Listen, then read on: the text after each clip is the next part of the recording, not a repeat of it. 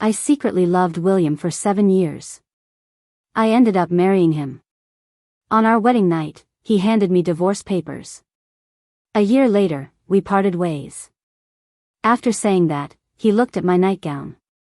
He smirked and asked, "Clara, is there something on your mind?" Later on, the year was up. He asked when we're going to the registry office. He was acting like he didn't hear me and asked, "Who was that guy?" I laughed. "William, is there something you want?" Right after I graduated, officially started my job, William came to me. He asked if I would marry him. It was a contract marriage. After a year, he'd give me 10 million. I mean, you can't turn down that much money for pride, right? I was scared if I hesitated even a second, he'd back out. From getting the marriage certificate to the wedding, it took less than a month. That night, I dressed up intentionally. Just when I changed into my nightgown, William handed me divorce papers. A year later, and we'll part ways amicably. He had matured a lot since high school. He looked noble and reserved. I was dumbfounded for a moment. "Do we sign now?" William seemed in a rush. "Just have it done before the contract ends." I nodded. "Where are you sleeping tonight?" Silence filled the air. I wanted to slap myself. William paused for a minute. Then he gave a brief smile. His eyes obscured. "Clara." He chuckled softly. "Got something on your mind?" Following his gaze, I suddenly clutched my chest. Shameless. William raised an eyebrow, leisurely leaning against the door frame, as if teasing me. "It's a big day, share the bed?" We were adults, and the way I was dressed, any man would misunderstand. I was furious and guilty at the same time. I slammed the door shut. He was still that flamboyant jerk from high school. I didn't see William again after that. Rumor had it he was abroad on business, living in a mansion, husband never home. I felt at ease.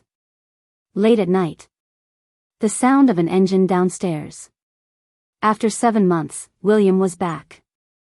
He slept in the guest room. I turned over, feeling relieved. Then, suddenly wide awake, I realized I drank too much last night, fell asleep in the guest room. Even found some old love letters I wrote him back then and left them there. The hallway was quiet. I quietly opened the guest room door. There was the sound of water from the bathroom. William was showering. I held my breath, looking through everything. Couldn't find it. Suddenly, the bathroom door opened. William was only wearing gray lounge pants. His skin pale. Defined muscles still dripping with water. Our eyes met. He spoke calmly. "Hiding someone?" I glanced again at his abs. "No." William dried his hair slowly. "You need something?" I improvised, said I was checking if he had hidden a woman. William chuckled. "If I were hiding a woman, I wouldn't have come back tonight." "So, were you with another woman these 7 months?" Realizing I misspoke, I shut my mouth. William wouldn't let it go, his gaze playful, jokingly. "Is this what you want to talk about with me?" I didn't get an explanation. I suppressed the discomfort, trying to say something. My phone rang. William put on a t-shirt, went to the balcony to take the call. Speaking English. I had no time to bother with him. Searched again. Eventually, lay down pretending to sleep. William wouldn't share a bed with me. I'd search properly in the morning. Couldn't let him find it first. But in and out of sleep, I felt a dip next to me. That night, I dreamt. Dreamt of high school William. A transfer student from Hong Kong, good grades, good looks, good background. His name was a sensation throughout school. He had a girlfriend. I didn't know what conflict they had. She cried. William hung his school jacket over his shoulder, leaned down to comfort her. I stood not far away, feeling utterly alone amidst the quiet. Dreams are always absurd. 1 second, overwhelmed with sadness. The next, dreaming I was pulling up carrots. The bedroom lights suddenly turned on. Still lost in the dream, I murmured, "Why won't it come out?" William inhaled deeply. "Open your eyes, see what you're doing." I was about to open my eyes. My wrist was taken by a warm hand, moved aside. William stood up to leave for the bathroom before I could speak. Coldly, "Keep it up, and you'll sleep on the floor." So fierce. The next morning, bright daylight woke me up. I reached beside me, it was cold. Slowly ate breakfast. William was already waiting in the car. We had to go to the old family home today. The car ride. Silent all the way. Finally, I mustered, "About last night, I'm sorry." William was busy with work. Glanced at me, "What were you looking for last night?" I paused, then admitted, "A letter." "You wrote it?" "Yeah." William's gaze landed lightly on my face. He asked, "A secret crush?" My cheeks warmed. He was my senior in high school, very handsome, okay? I said, facing him. William chuckled, seemingly unbothered. I felt like a clown. What was I hoping for? Now married, what's next? I blinked in surprise, looking up. William turned slightly, teased, "Should I sleep between the two of you?" As we got out, I boldly tugged his sleeve. "If we're putting on a show, let's do it right. I want to hold hands." William's expression unchanged. Still on the earlier topic. "So, should I sleep between you two, or how do you want it?" He was clearly smiling. Yet felt empty inside, like a facade of friendliness hiding a cold heart. I said, "I'll give you a grand ceremony." William looked down at me, genuinely smiled. Then he smoothly took my hand. Intertwined fingers. Whispered, "Then you'll have to mourn me, wife." By the entrance of the old home. I knew he was acting. He didn't truly want to hold my hand. But hearing the word, wife, I couldn't help my heartbeat speeding up. As we walked into the living room. Waiting all year, the third son finally brought his wife home. William was third in his family. Probably trying to dodge an arranged marriage, he coincidentally chose me and got hitched. William wore a slight smile. "Mom, didn't want to disturb your peace." "Afraid I'd disturb yours." Wrapped in a shawl, the middle-aged woman chuckled coldly, looking at me.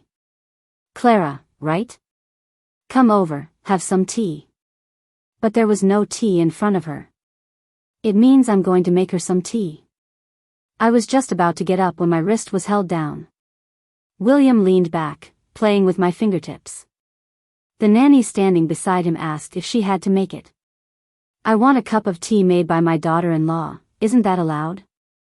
"Of course, my wife isn't here to be used." Cut the act. "I kinda like you more like this." The kids are usually busy. It's a rule for everyone to come back and stay for dinner one night each month. The dinner table felt cold and empty. This house doesn't feel like a home, it's stifling and serious. In the bedroom, I got nervous again. I can sleep in the guest room. That counts as breach of contract. If the marriage's fakeness gets revealed because of Party B, then a penalty of $5 million must be paid to Party A. I changed the subject. "Do you and your mom have a lot of conflicts?"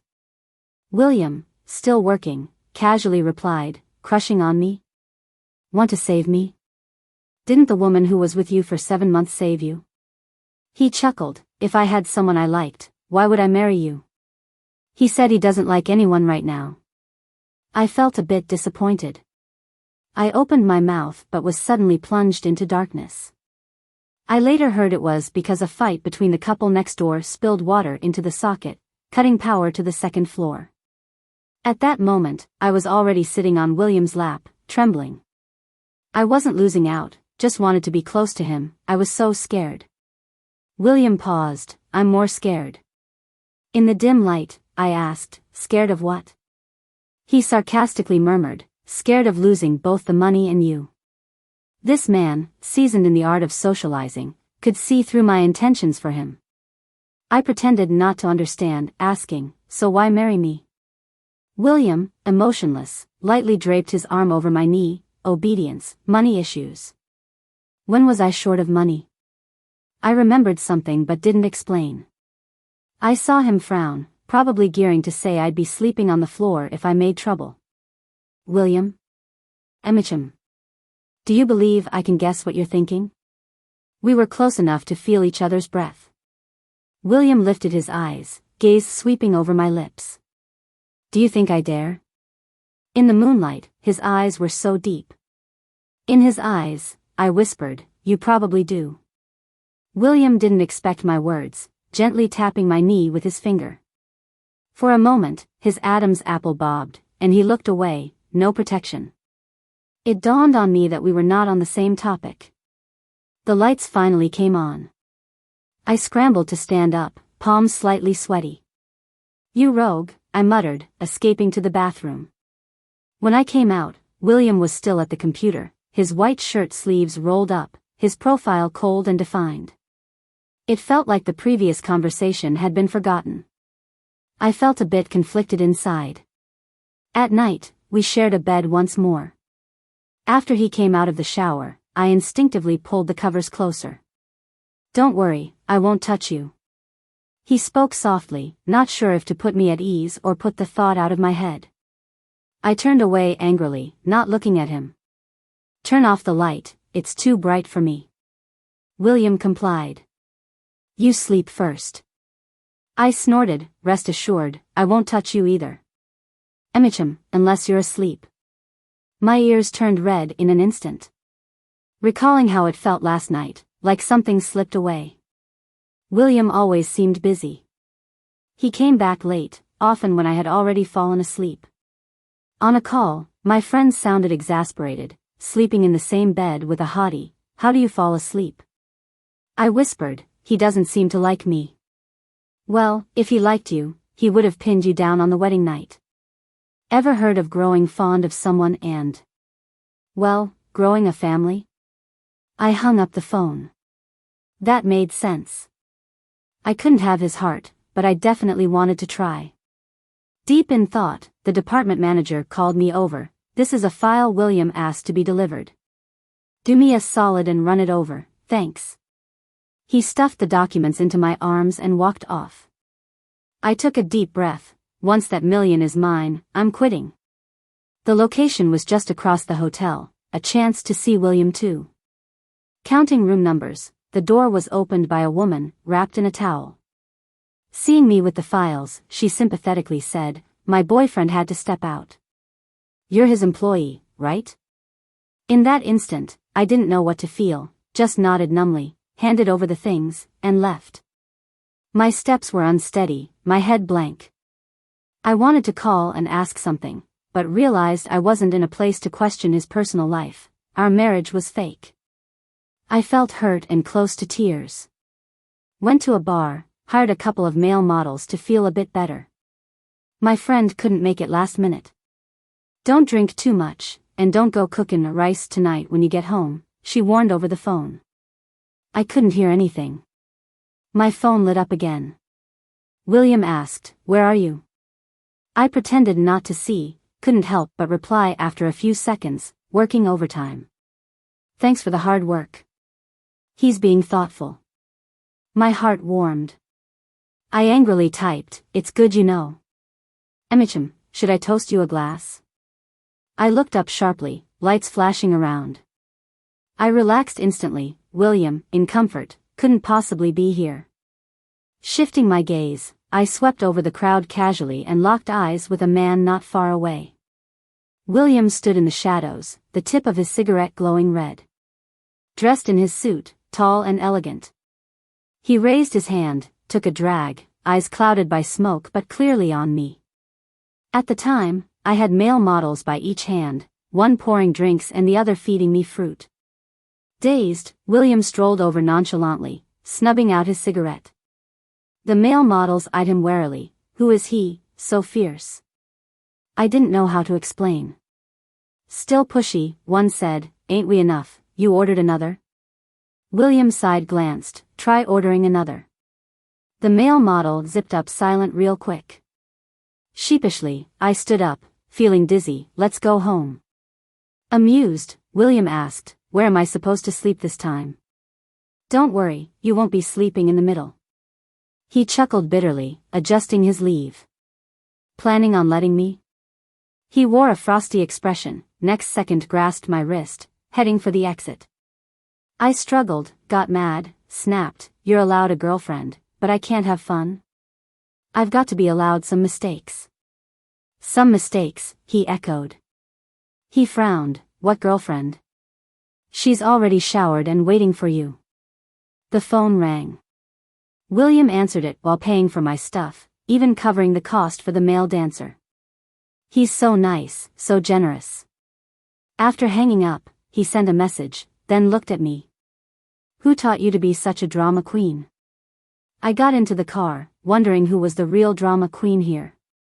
William sighed internally, opting to avoid arguments. You're drunk, just stop it. The phone rang again. It was my department supervisor. I picked up, only to be greeted by an angry rant. I asked you to send a document to 913, where on earth did you send it? The partners are waiting in the conference room, William even chased you up about it. If you don't want to work here, you can leave tomorrow. Already in a bad mood and fueled by alcohol, I blurted out without thinking, you're always blaming someone else for your own screw-ups. You clearly told me to take it to 319. I paused, realizing I might have misunderstood something. The voice on the other end was slightly taken aback. Clara, you're something else, huh? Get a little job done, and you start copping an attitude. If I were William, I'd fire you. I recklessly retorted, he's right here, why don't you tell him yourself? I put it on speaker.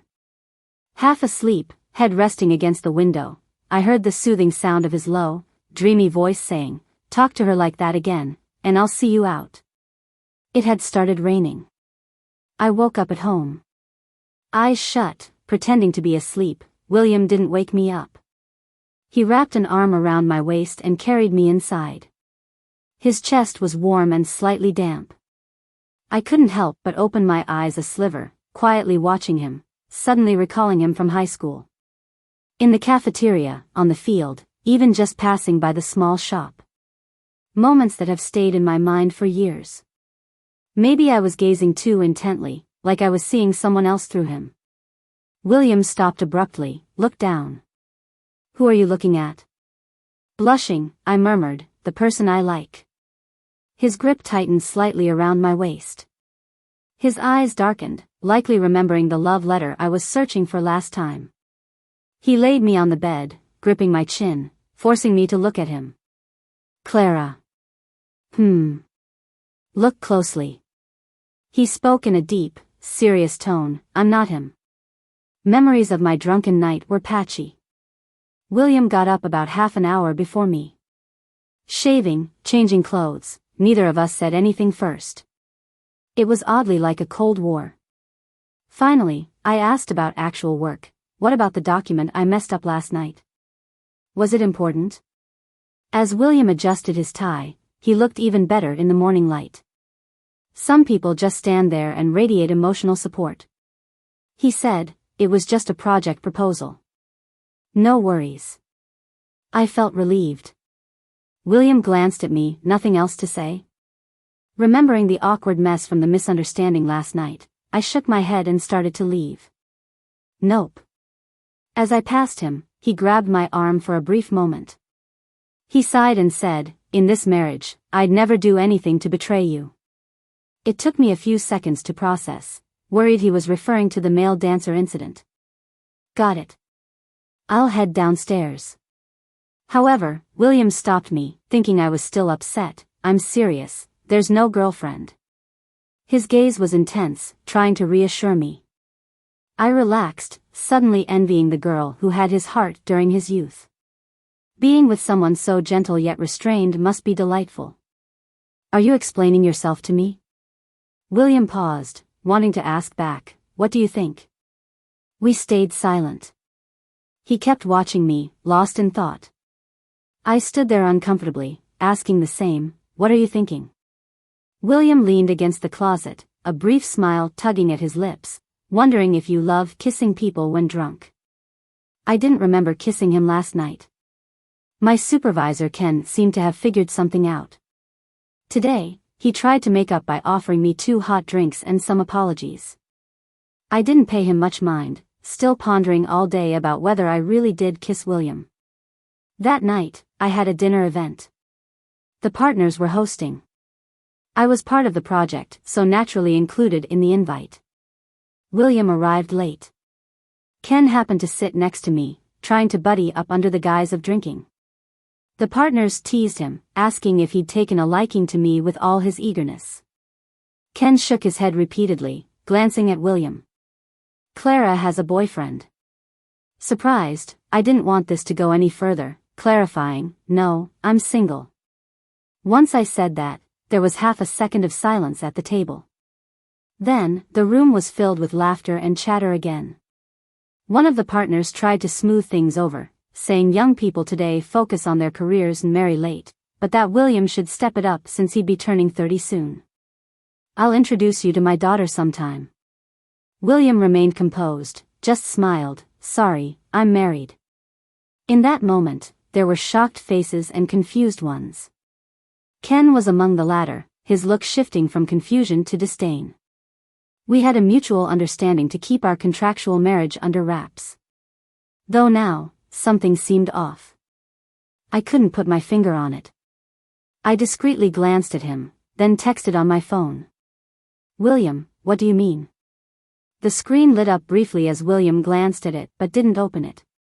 I grew anxious, nudging his knee with mine. William finally decided to respond. Don't want to meet his daughter. Oh, so that's what it was about. I lowered my gaze, all right. In the next moment, a new message flashed. William wrote, I'm married, single folks shouldn't talk to me. Such an enigmatic person. I ended up eating that dinner in silence. Later on, I took a trip to the restroom. On the way back, I bumped into a high school classmate. We walked together to the hotel entrance, catching up with smiles. The luxury car by the road seemed impatient. Its horn beeped gently. I said my goodbyes to my old classmate and quickly got into the car. William glanced out the window, calmly asked, having fun? I was texting my best friend, telling her I'd run into the guy she used to like in high school. Now, I just nodded a little, yeah, a high school buddy. The one you wrote a love letter to?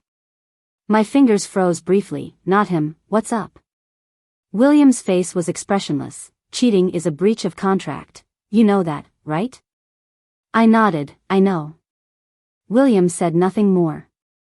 There was a long silence. In the middle of everything, he suddenly asked, did you marry me because I look like the guy you used to like? I was at a loss. Saying yes wasn't right, saying no wasn't either. I have a bold guess, William. What? Are you jealous? William acted like he heard something funny. Just asking. He didn't look at me, his eyes were on the window. His tone was casual. It was all so clear without words. I felt like I was embarrassing myself. At night, we slept in the same bed, everything was calm. I felt really at ease with William now. When I was just about to fall asleep, someone tapped my cheek. I frowned and opened my eyes. William was propped up. He asked, I don't get it, why do you look so happy when talking to him? I was a bit confused. What's up with you? William seemed a little annoyed. In a few seconds, he turned off the light. It's nothing, go to sleep. Night is long, full of dreams. That night, I dreamed of William again. Dreamed about the first time we met. Final exams, my class was his exam room. He sat in my seat. I made sure I left my textbook with my name on it on the desk. After the exam ended, I hurried back to the classroom. As expected, he put the book back in my desk. He should know my name by now, right? The class was noisy. William looked like he just woke up, a bit lazy-eyed, slowly getting up. I wasn't sure if he saw me. He asked, "What did you leave? It smells so good." I remembered, it was a mugwort sachet. I froze for a moment and quickly explained, "It's for sleep, it didn't affect your exam, right?" William smiled, rubbing his stiff neck, "No worries." With that, a friend already called him away from the door. Passing by silently. I kept replaying his words in my head. In my view was the hallway, his profile laughing with friends. As if sensing my gaze, he turned to look. I panicked and lowered my head. Nearby conversations were choppy in my ears. Someone asked, "Sandy finished too, right? Why didn't William wait for her? Careful it doesn't get messy." William's voice was light, "We're done." Who brought it up? The voices faded. I wasn't born someone too proactive. Mom said if a guy likes you, he would make a move. Life is long. At that time, academics mattered most. A lot of things weren't worth mentioning. I stood there, the rain just ended, a damp earthy smell mixed with jasmine. Only feeling faint and stifled. When I woke up, it was still dark. Smooth breathing beside me. Someone I barely spoke to in the dream. Now sleeping by my side. I turned slightly, using the dim light to look at the man's profile. Who's the person he's dreaming about? William and I have different work schedules. Naturally, we didn't go to the office together the next day. At my desk, I had the feeling someone was watching me. I asked a close coworker and found out there were rumors I got between the boss and his wife. I didn't need guessing to know who spread it. Before I could find him, Ken found me and slammed some papers down. "Take a good look.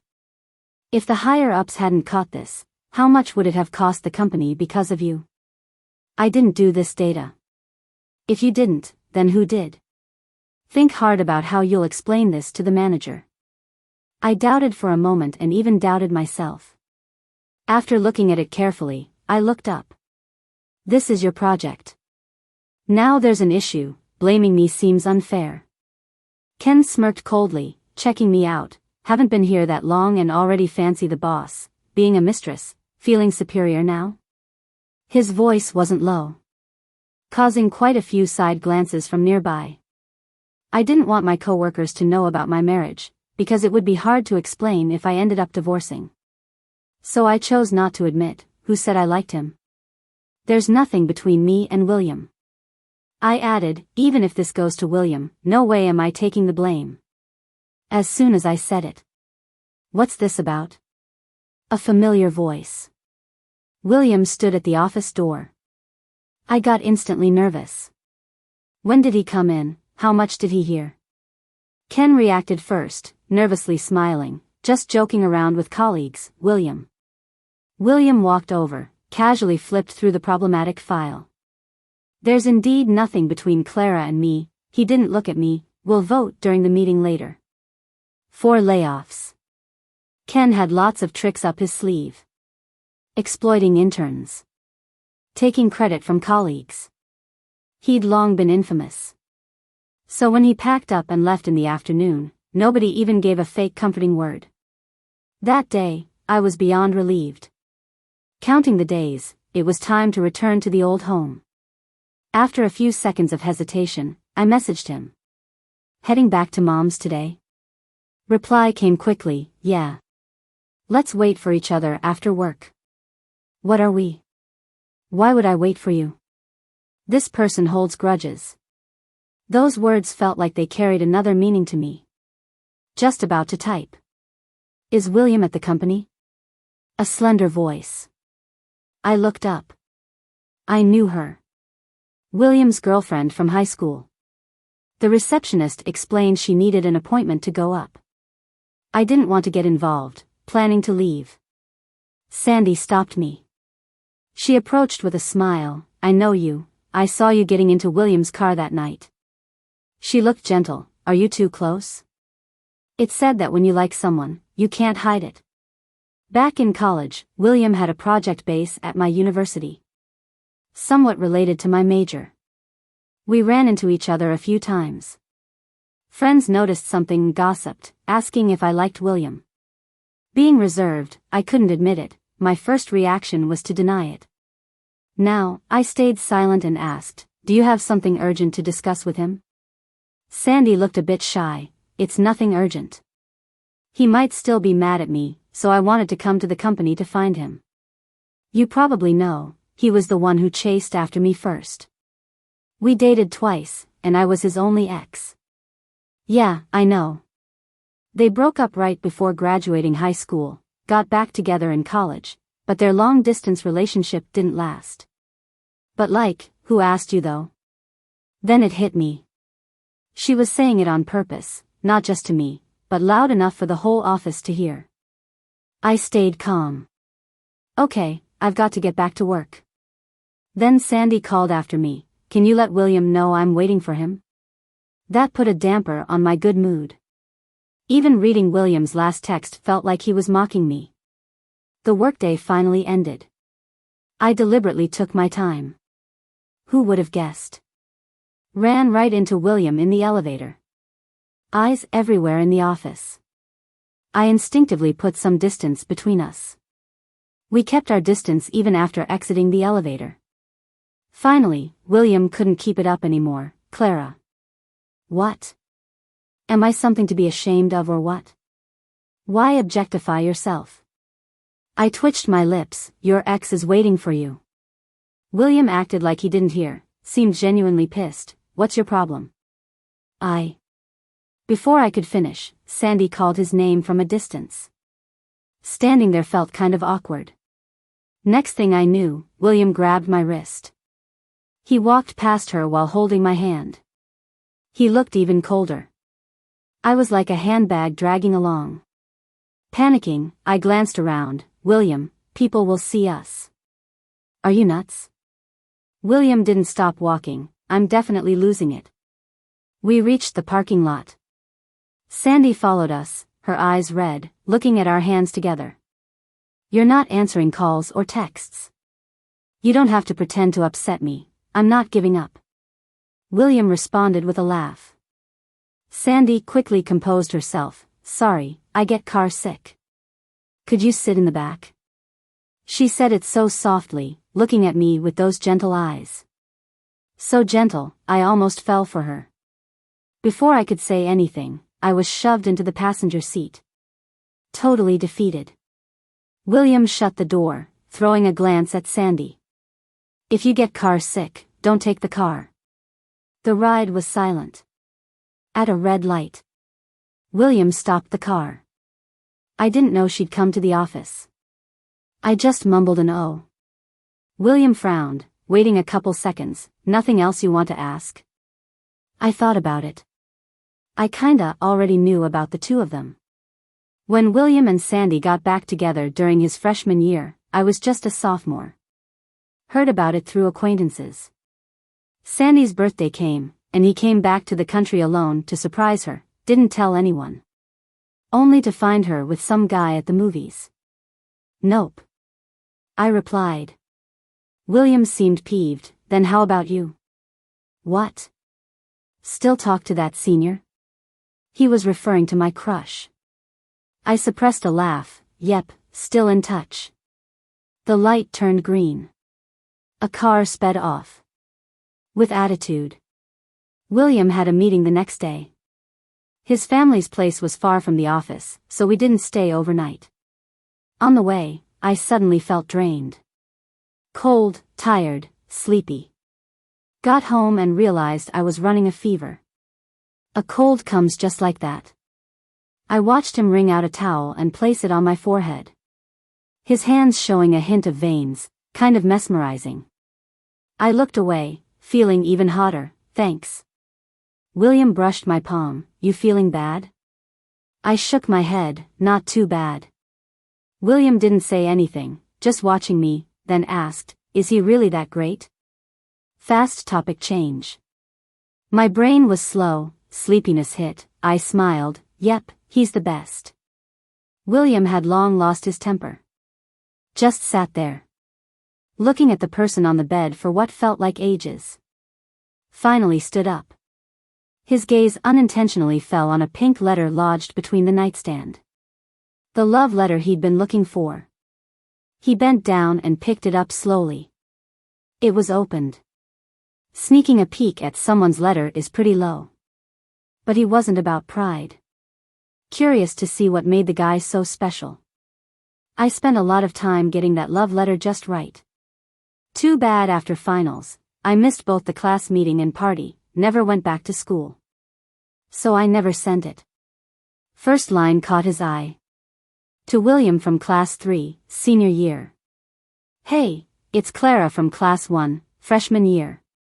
You probably don't know me. But I've known you for a while.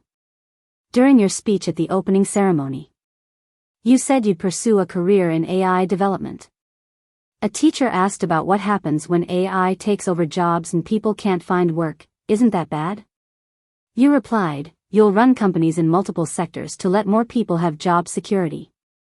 You know, I want to be someone like you. I like the person you are. Pretty straightforward, right? Don't laugh at me. Heard you're going to study in the States for college. I'm too shy to interrupt you. Or take the initiative to get to know you. Hope all goes well for you, wish you success in your studies and safety always. Even though my grades fluctuate, I'll try my best to keep up with you. And by the way, you look a million times better in your school uniform than anyone else. When I woke up, I was no longer feverish. Heard voices from the living room. William's little sister. Just back from studying abroad, needing money, hitting him up. At the table. William checked my forehead, relieved. I got you excused, just rest a couple of days. I nodded, noticing his ears a bit rosy. You alright? William looked distracted. Huh? His sister jumped in. Sis says she wants to blow your money. I paused. I didn't. Look out, someone's getting spoiled. William handed over a card. No limit, go for it. Maybe not the most considerate husband. But him handing over the card was pretty thoughtful. In all that confusion, his sister leaned over. Sis, split the money with me. Around then, it was the company's anniversary. A bunch of partners sent flowers and gifts. All delivered to William. Overflowing. He just had them sent my way. I didn't refuse, took everything. Well, they're mine now. The word about us was spreading like wildfire at work. Some folks even claimed I took time off because William got rough and I got hurt. There were just too many rumors, and I didn't bother to address them. That day was William's mom's birthday. We headed back to their old house. In the car, I was playing with a pink diamond necklace I'd just received as a gift. William seemed to be in a good mood too. Do you like it? He asked. I nodded. Yeah, who exactly are these guys that pick out such gifts? William laughed. As long as you like it. The old house was all lit up. William's mom was hosting a party. But the main table was still mostly silent. William's mom asked, have you been busy lately? William didn't say either busy or not busy. Why? She kept her composed demeanor. If you're too busy, come back here and let your eldest and second brothers help you manage things. Bringing things under the family's wing meant William would be back under her control. William smirked sarcastically and took a slow sip of tea. I sensed something and tugged on his sleeve under the table. He then intertwined his fingers with mine. Mom, it's your birthday, and you're daydreaming? The dinner table fell silent. Among the children, only William dared to talk back to her. William's mother was left without a way out, sitting stiffly. Butler, please escort any unnecessary guests out. William seemed used to it. No need. I didn't dare say anything and got up with him. Holding my hand, William led us out, indifferent to the many eyes watching. Later, I learned about this. William's mother couldn't have children, but they needed heirs. 3 sons and 1 daughter, all of them born from women outside, allowed by the late grandfather. William's mother took them in one by one, making them recognize their heritage. She then rigorously managed their lives as if from an ancient, ended era, dictating their education, marriages, even every word they spoke. None of the kids ever knew what wrong they did to live in that big house. But William wouldn't be controlled. During his rebellious phase, his mother was so angry she sent him to a friend inland, where he attended a regular high school. On our way back, William didn't let go of my hand. He seemed stuck in some gloomy mood. I bit my lip, wanting to say something. Then I saw a familiar figure standing by the road near the residential security post. William noticed too, his eyes showing some emotion. "Wait a minute for me," he said. Sandy saw William get out of the car and immediately started crying. "William." Leaning against the car, William lit a cigarette before slowly looking up. "Haven't seen you in years, and now you're learning to stalk?" Sandy didn't deny it. "I'm sorry." William chuckled coldly, staying silent for a moment. "I remember us ending things quite amicably. You said you couldn't handle a long-distance relationship and found someone who'd go clubbing with you. We're all adults. I told you back then, if you make a choice, don't regret it." Sandy never thought he'd bring it up so directly. "William, I just missed you too much." William glanced at the sky, losing patience. "Exes should be like they're dead. I'm married. The past is in the past. I respect you, and you should respect me too." With that, the conversation ended. Sitting in the car, I listened to every word they said. See? I knew the man I picked would be decent and not get tangled up in stuff. He's truly a great guy. At home, I remembered that missing love letter. I decided I was going to confess to him the way I originally planned. William watched as I flitted around, checking pillows, peeking under the bed. He finally pulled me to sit down, specifically onto his lap. My heart raced like crazy. "Have you been drinking?" I asked. William shook his head. "Scared?" I shook my head too. "Didn't you two break up long ago?" William laughed silently. "I meant, are you scared of my family?" I thought seriously. "I'm marrying you, not your mom." William didn't respond, just kept looking at me. His gaze was deep and kind, like water reaching my soul.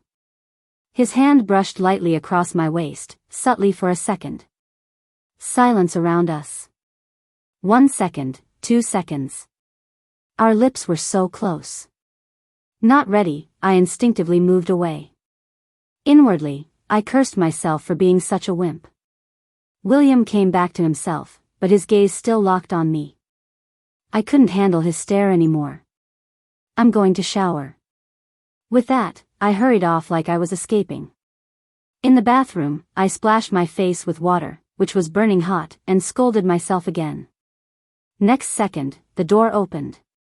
William walked in. I instinctively turned around.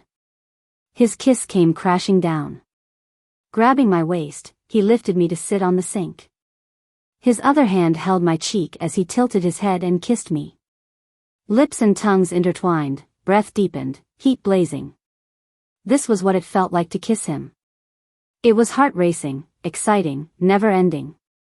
Not sure how long it lasted. William slowly pulled away, lips glistening. With a raspy voice, he asked, "Can we?" I never expected him to be this reserved, asking about such things. Blushing, I tried to push him, only to have my wrist caught. Our fingers entwined. He smiled, leaning in for another kiss. From the bathroom to the bed, his pleasant scent enveloped me. His kisses trailed closely from my ear to my neck. "William, don't bite," I murmured amidst the chaos. We fooled around all night. Then again in the morning. William had an important meeting. He kissed my brow and told me to keep sleeping. I woke up again around noon, brain empty, cheeks flushed. I picked up my phone, which showed the money had come through. Almost forgot. The prenup we signed, a year's time, was ending next month. He's such a nice guy. He paid me in advance. After finishing a meeting, William faced a crisis. The CFO, a friend and business partner, stood in his office as William tried unsuccessfully to reach me on the phone. "At least give me a heads up," he said. The innocent look across from me wasn't fooling anyone. "Weren't you the one who said they needed money and wanted to transfer it early? I got it done first thing this morning. I even reminded you, what if they just take the money and run? Are they gonna stay just for the holidays?" I couldn't stay at home anymore. I went to help out at my bestie's bubble tea shop.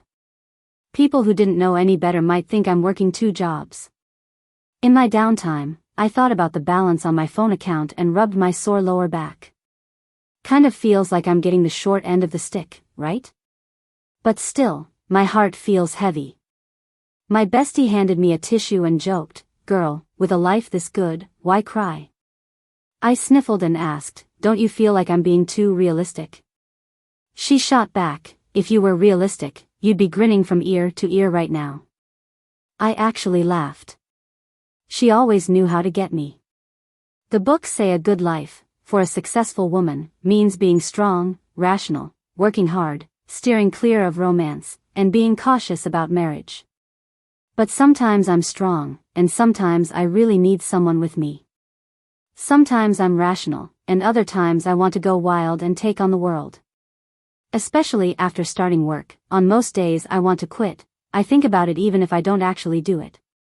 It's hard for me to start liking someone new because the person I like is the best.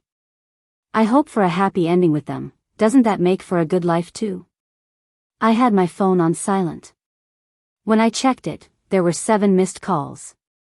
All from William. When he called again, I picked up right away and cut to the chase. "I signed the divorce papers you gave me, and they're on the table at home." William didn't rush to say a word. After a couple of seconds, he asked, "When did I ever give you any papers like that?" Just then, a customer came in to order. I had to hang up. The person in front of me was familiar. He worked in the company upstairs. He was a regular and always liked to chat a bit. My bestie nudged me with her elbow, signaling for me to look outside. Casually, I raised my head.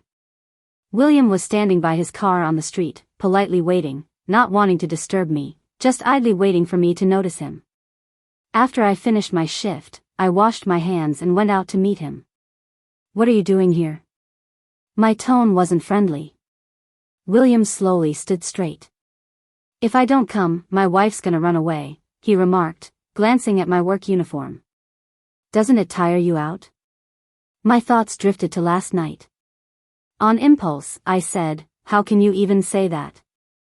When are we going to the civil office?" "I'm available anytime." William stood still, almost deaf to my words, instead asking, "Who's that guy from earlier?" My thoughts stalled. After a long pause, I asked, "William, is there something troubling you?" This time, he wasn't deaf. William's face made it clear that something was up. "The love letter says you like me, but you say otherwise. I was up all night wondering if you think I'm shallow, just sending flowers and diamonds. Can't you see I'm after you?" I blinked slowly, processing what he'd said. Some of the gifts were still on my desk, unopened. I couldn't exactly describe my feelings. It was like being 17 again, with my heart pounding and echoes in my mind. I frowned slightly. "You found my love letter, didn't tell me about it, and read it? How can someone be like this?" It hit me that I'd been sulking alone, and now I was stuck in a corner. But the next day, William called again. "Wanna have dinner?" I pressed my lips together. "What are we eating?" William thought for a moment. "I left the love letter on your desk." It was closing time. The office was empty. When I returned from the bathroom, there was indeed a letter on my desk. But it wasn't the one I wrote. The handwriting was bold and strong. My eyes started to sting. "Hello Clara from class 11, I'm William at 28. It was a delayed reply to my old letter. I regret replying so late. I've now started a few businesses and hope I haven't let you down. You don't need to follow anyone's steps. I don't want you to be tired. Just be yourself. By the way, I didn't recognize you at first. But now I've married you. Our wedding was rushed because I was abroad for a company IPO. Didn't get a chance for a proper confession. My biological parents are gone, my last relationship was 4 years ago, my work is stable, I can cook a bit, have no bad habits, and won't let you suffer. Feel assured. There's one more important thing. I want to tell you face to face. The call wasn't ended. Between the static and my heartbeat, I heard, "Clara, I like you." Stunned, I turned around. William was standing at the doorway. He put his phone down, smiling warmly at me. Tears slipped from my eyes.